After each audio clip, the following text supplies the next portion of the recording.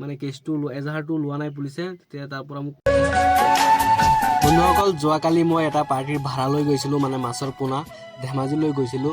তো মাছৰ পোনাটো নিয়াৰ পিছত, মাছটো নমোৱাৰ পিছত তাত ভাড়া লৈ কাজিয়া লাগি মোৰ গাড়ীৰ 2টা লুকিং গ্লাছী ভল্ডাৰ মাৰি ভাঙি দিলে ল'ৰাটোৱে। আৰু ভাঙি দিয়াৰ পিছত মোক ভাড়া চাড়া দিয়াই নাই, এনেই কাজিয়া লাগি আৰু গ্লাছ টাছ ভাঙি দিলে।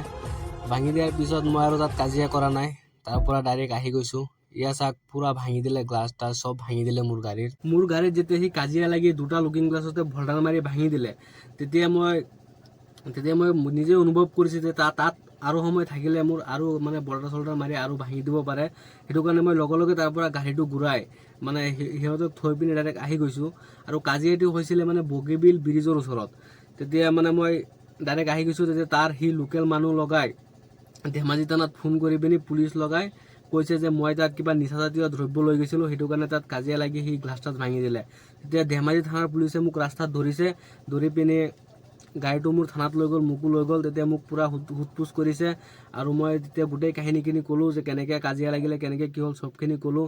তেতিয়া পুলিচে মোৰ গাড়ী পুৰা চাৰ্চ কৰিলে, চবখিনি চাৰ্চ কৰি তেতিয়া চালে মই একো নিচাজাতীয় দ্ৰব্য লৈ যোৱা নাই আৰু গ্লাছকেইটা সিহঁতে কাজিয়া লাগি ভাঙিছে।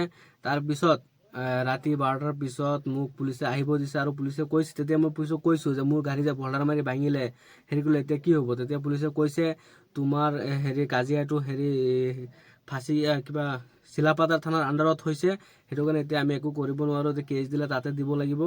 সেইটো কাৰণে মোৰ মানে কেছটো এজাহাৰটো লোৱা নাই পুলিচে। তেতিয়া তাৰ পৰা মোক পঠাই দিছে। আৰু তাৰপিছত মই আৰু ফাঁচীঘাট থানাত গৈ এজাহাৰ দিয়া নাই, কেছো দিয়া নাই, বাদ দিছোঁ, যি হৈছে হৈছে। 2টা গ্লাছে ভাঙিছে, তাৰপিছত মই আহি গৈছোঁ আৰু।